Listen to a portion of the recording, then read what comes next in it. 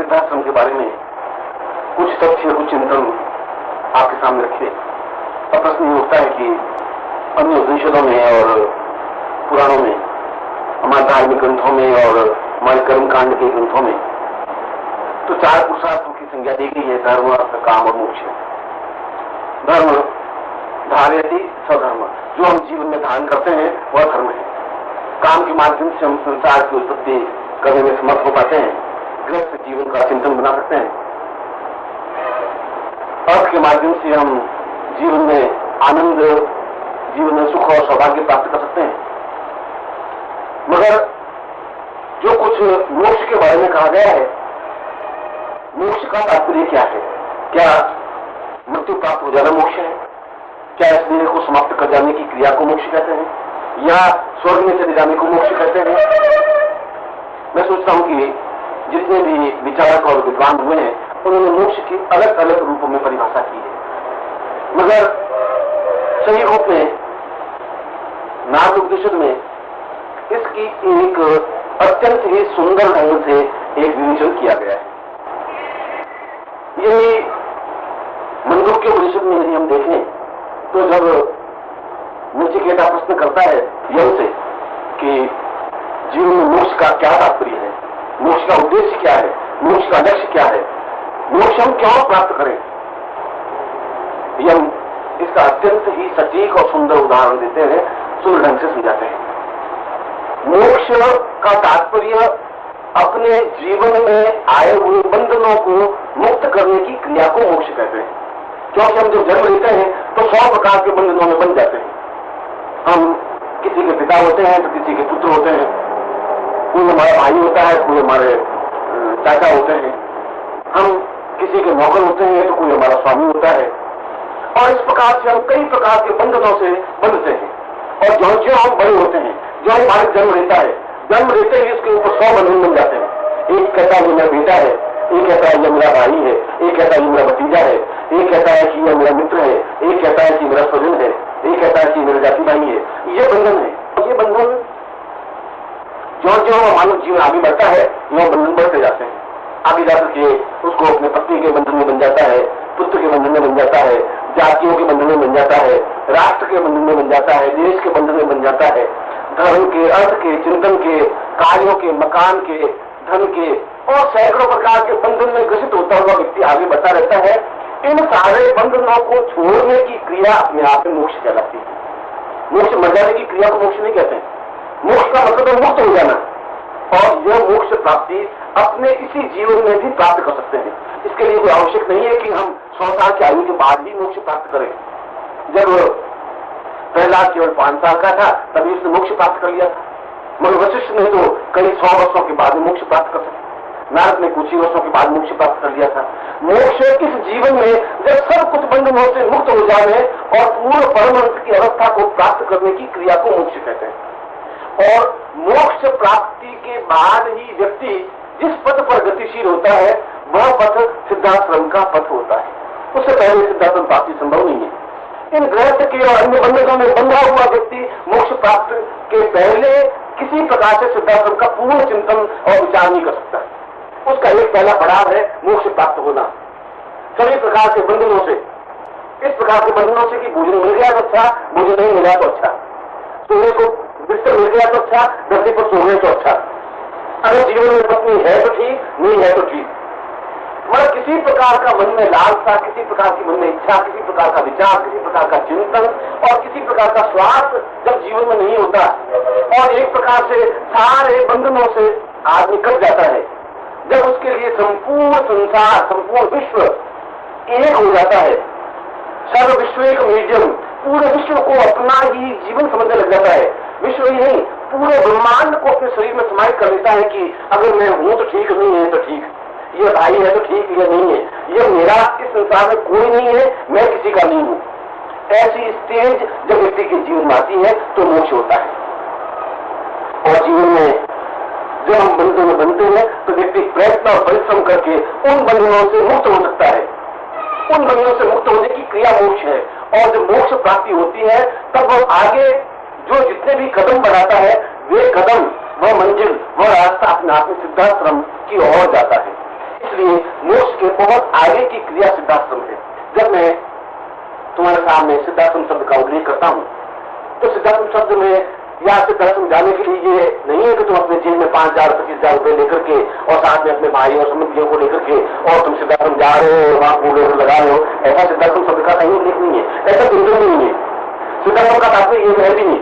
सिद्धाश्रम का तात्पर्य है कि हम अपने आप में, जहां भगवान श्री कृष्ण गीता का उपदेश देते हुए कहते हैं कि तुम सबसे पहले अर्जुन को कहते हैं सर्वधर्मान कर दीजिए, तुम सारे धर्म के बंधनों से मुक्त हो जाओ।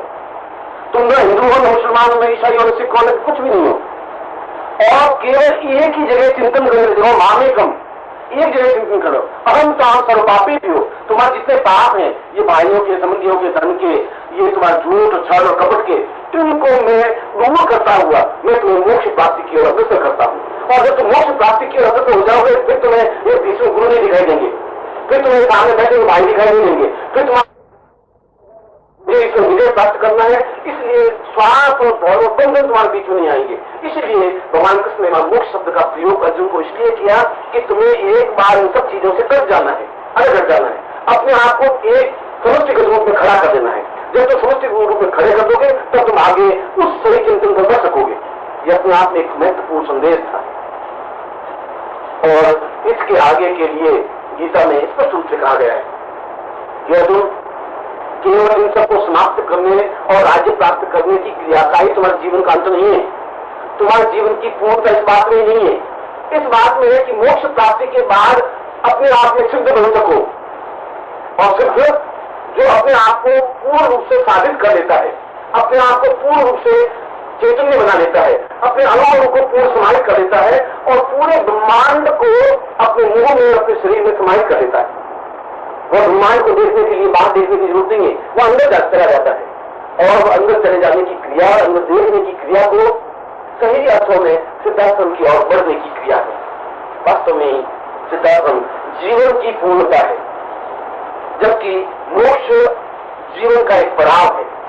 हम एक कार्य में मां के गर्भ से उत्पन्न होते हैं और उन बंधनों में बंधे हुए एक रास्ते पर चलते हैं।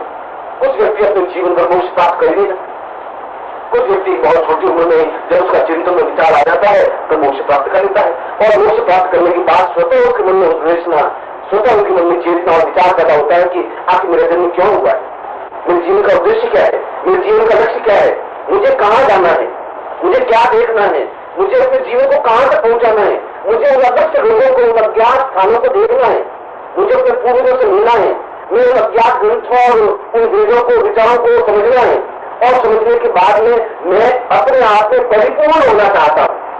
वह परिपूर्ण हो जाने की क्रिया सिद्धाश्रम प्राप्ति की क्रिया है, क्योंकि उसके बाद जीवन में किसी प्रकार की न्यूनता नहीं रहती। जीवन में सब कुछ प्राप्त हो जाने की क्रिया को सिद्धाश्रम प्राप्ति कहा जाता है। वह कोई ऐसा आसन नहीं कि जहां आंख नींद करके लंगोट लगा करके बैठ जाने की क्रिया नहीं है। वह तो अपने आप में जीवन की पूर्णता का एक अर्थ है, चिंतन है। और इसीलिए उस मांडव्य उपनिषद में जहां मैंने यम और नचिकेता का उल्लेख आपके सामने किया तो उन्होंने कहा कि जीवन में सिद्धाश्रम प्राप्ति क्यों आवश्यक है। तो यम इस बात का उत्तर देते हुए कहते हैं कि मनुष्य दो किनारों के बीच में झूलता रहता है, जन्म और मरण।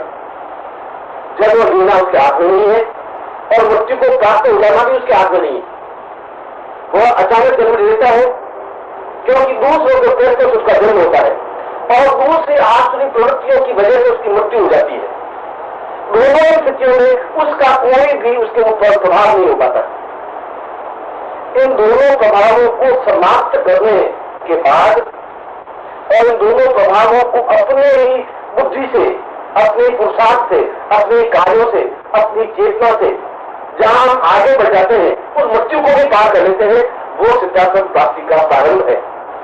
मृत्यु को प्राप्त करना नहीं, मृत्यु को पार कर जाने की क्रिया सिद्धाश्रम प्राप्ति का पहला चरण है। यहां मैंने आपके सामने दो विचार रखे। एक विचार ये रखा कि जीवन में सारे स्वार्थ, छल, कपट, झूठ और बंधन से मुक्त हो जाने पर और जीवन में उस मृत्यु को परे लगाकर मृत्यु को पार करता हुआ जो आगे कदम बढ़ा देते हैं, वह कदम उस सिद्धाश्रम के रास्ते का पहला कदम होता है। और नचिकेता दूसरा प्रश्न करता है कि यदि हम मरण को पार कर लें, क्योंकि जैसा कि आपने बताया कि जन्म और मरण दोनों व्यक्ति के हाथ में नहीं है, मगर व्यक्ति उस मरण को पार कर सकता है और आगे बढ़ सकता है। उस पार करने की क्रिया के लिए कौन सहायक हो सकता है? और यहां पर जन स्पष्ट रूप से उल्लेख करते हैं, देवत्व ब्रह्मा स चैतन्य पूर्वतम स देवत्व स गुरु स निरतम मरण प्राप्ति सिद्धांत मोयम स्वपूर्णता प्राप्ति।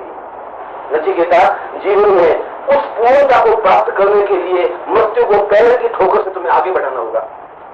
मृत्यु अपने आप में भयभीत हो जाने की क्रिया नहीं है। मृत्यु तो जीवन का एक संज्ञान है, एक आनंद है, एक देखने की क्रिया है।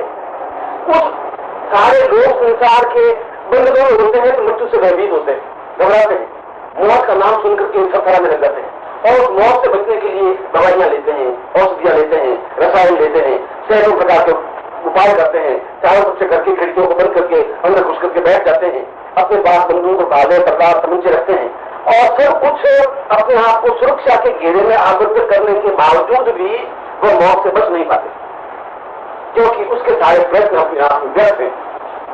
वह केवल एक ही चैतन्य पुंज है जिसको गुरु कहा गया है, वही सही रास्ता बता सकता है कि मौत से भयभीत होने की जरूरत नहीं है। उस मौत के लिए अपनी सुरक्षा के लिए बंदूक को भाले और तलवार समझे रखने की जरूरत नहीं है। उस मौत से बचने के लिए उस घर की खिड़कियों को चारों दीवारों को बंद करने की जरूरत नहीं है। उस मौत से बचने में, मौत को पार करने के लिए, मौत को ठोकर मारने के लिए और ठोकर मार करके आगे बढ़ जाने की जो क्रिया है वह अपने आप में साधनात्मक क्रिया है, उसको साधना कहा गया है। शरीर में साधयति, शरीर को साध करके जो ठोकर मारने का चिंतन रख सकता है, जो ठोकर को पूरे ब्रह्मांड को रख सकता है। हमारे यहाँ पर हरिग्रीव एक देवता का चिंतन किया गया है जो पूरी पृथ्वी को अपनी ठोकर में रखता है। ठीक वैसी उत्पत्ति की पूरे संसार का सुख और वैभव मेरी ठोकर पर है और पूरे संसार के बंधन भी मेरी ठोकर पर है। और जिस प्रकार हम गेंद को ठोकर मार कर परे ढकेल सकते हैं, ठीक उसी प्रकार से जो उन बंधनों से मुक्त हो जाता है, ऐसा व्यक्ति उस मरण को भी, उस मृत्यु को भी ठोकर मार करके आगे ढकेल सकता है। और जहां मृत्यु को आगे ढकेल देता है उसके आगे उसका पूरा जीवन अनंत जीवन है, जहां आगे मृत्यु का कोई पड़ाव है ही नहीं। मृत्यु उसको छू नहीं सकती, क्योंकि मृत्यु को तो पहले ठोकर मार चुका है। ऐसी मृत्यु को ठोकर मारने की क्रिया को और जीवन में पूर्णता प्राप्त करने की क्रिया को साधना कहा गया है, जिसको सिद्धांत साधना कहते हैं। मगर यह साधना लौकिक व्यक्ति नहीं बता सकता, पिता नहीं बता सकते, मां नहीं बता सकती, भाई और बहन, पत्नी और पुत्र ये नहीं बता सकते, क्योंकि वे तो पूर्ण बंधनग्रस्त है। जो बंधनों से मुक्त है, जिसकी आत्मा मुक्त है, जिसके प्राण मुक्त है, जो अपने आप में गुरु है, वजनदार है, जिसके ज्ञान का पुंज है, वो उस रास्ते को, उस चिंतन को बता सकता है। और उस रास्ते पर चल करके व्यक्ति अपने जीवन को अनंत काल तक जीवित रख सकता है, जहां पर कोई रोग नहीं होता, शोक नहीं होता, दुख नहीं होता, दारिद्र नहीं होता, अभाव नहीं होता, चिंता नहीं होती, जहां केवल आनंद और परमानंद ही होता है, जहां पर ब्रह्मानंदम परम सुखदम केवलम ज्ञान मूर्ति द्वंद्वातीतम, किसी प्रकार का द्वंद्व नहीं है, किसी प्रकार का भय नहीं है, किसी प्रकार की जीवन में न्यूनता नहीं है, और जो हृदय से निकला हुआ आनंद है, उस आनंद को, जिसको ब्रह्म आनंद, ब्रह्मानंद कहा गया है, उस आनंद की प्राप्ति के लिए जो मार्ग में माध्यम है, उस माध्यम को गुरु कहा गया है। हम मनुष्य हैं और हमें पूर्ण देवत्व तक, उस ब्रह्म तक पहुंचना है, पर हमने ब्रह्म को देखा नहीं है, हम ब्रह्म को जानते भी नहीं है, हम ब्रह्म का चिंतन विचार अपने आप में पहचाना नहीं है, हमें यह भी मालूम है उसका स्वरूप, उसका आकार, उसका चिंतन विचार क्या है, वो कैसा है, ये हम नहीं जानते। मगर उन दोनों के बीच में एक कड़ी है जिसको गुरु कहा गया है, उसको हम जानते हैं। हम उसके शरीर को जानते हैं, उसके चेहरे को जानते हैं, उसकी आंख, नाक, कान, हाथ, पांव, उसको सब कुछ जानते हैं। वो हमारे जैसा ही है, इसलिए हमारे जैसा ही है, इसलिए हमारा उसका सामंजस्य है। हम उसके माध्यम से उसको पहचान करके ब्रह्म के आकार की कल्पना कर सकते हैं, उसको पूछ सकते हैं कि आगे का रास्ता कौन सा है, आगे का पड़ाव कौन सा है। और यही पर नचिकेता को कहता है कि अगर तुम जीवन में पूर्णता प्राप्त करने के इच्छुक हो, यदि तुम जीवन में अपने आप में सिद्धता प्राप्त करने के इच्छुक हो, यदि तुम अपने आप में अंदर ब्रह्मानंद को उजागर करके क्रिया योग के माध्यम से पूर्ण ब्रह्मानंद के उजागर करने के इच्छुक हो, तो तुम्हें आवश्यक है कि तुम पहले अपने जीवन में गुरु धारण करो। वह गुरु जो अपने आप में बंधनों से मुक्त है, वह गुरु जो अपने आप में ज्ञान के प्रकाश से भरा हुआ है, वह गुरु जो तुम्हें उंगली पकड़ करके इस मृत्यु को पलट लेने की क्रिया समझा सकता है, जो ये समझा सकता है कि मृत्यु को ठोकर कैसे मारी जा सकती है, जो ये समझा सकता है कि तुम्हें जीवन में किस प्रकार से उस दर्शन को प्राप्त कर सकते हैं जहां पर किसी प्रकार की न्यूनता और अभाव नहीं है। ऐसे ही गुरु का चिंतन जीवन में आवश्यक है और इसीलिए कहा गया है कि गुरु ब्रह्मान गुरु विष्णु गुरु देवो महेश्वर गुरु साक्षात पर ब्रह्म तस्मै श्री गुरु वै नमः। इसलिए गुरु कि गुरु ब्रह्मा है, विष्णु है, महेश है, यही नहीं मगर गुरु पर ब्रह्म है। उस ब्रह्म में गुरु में किसी प्रकार का न्यूनता अभाव नहीं है, डिफरेंस नहीं है, अलग नहीं है। इसीलिए मैं गुरु के चरणों को स्पर्श करता हुआ उस जीवन के पूर्णता तक पहुंचने की क्रिया का एक पथिक हूं और इसीलिए वह जीवन में कहता है कि मेरे जीवन में जो भी अंधकार है, मेरे जीवन में जो भी न्यूनता है, क्योंकि मुझे मालूम नहीं है कि रास्ता कौन सा है, उस रास्ते को प्रकाशवान करने की क्रिया के लिए यह आवश्यक है कि वह अपने जीवन में गुरु धारण करे। इसीलिए हमारे शास्त्रों में गुरु की महत्ता को सर्वाधिक उच्च कोटि की महत्ता प्रदर्शित की गई है, बताई गई। मैंने अभी सिद्धाश्रम का शास्त्रीय विवेचन किया और ये बताया कि हमारे जीवन में सिद्धाश्रम का महत्व और उसके लिए गुरु की आवश्यकता क्यों है। जितने भी उपनिषद बने उन सारे उपनिषदों में गुरु को बहुत अधिक महत्व दिया गया है और उस महत्व देने के पीछे कारण यह है कि व्यक्ति स्वयं समझता नहीं है कि मेरे जीवन का लक्ष्य, मेरे जीवन का उद्देश्य क्या है, कैसे प्राप्त करूं।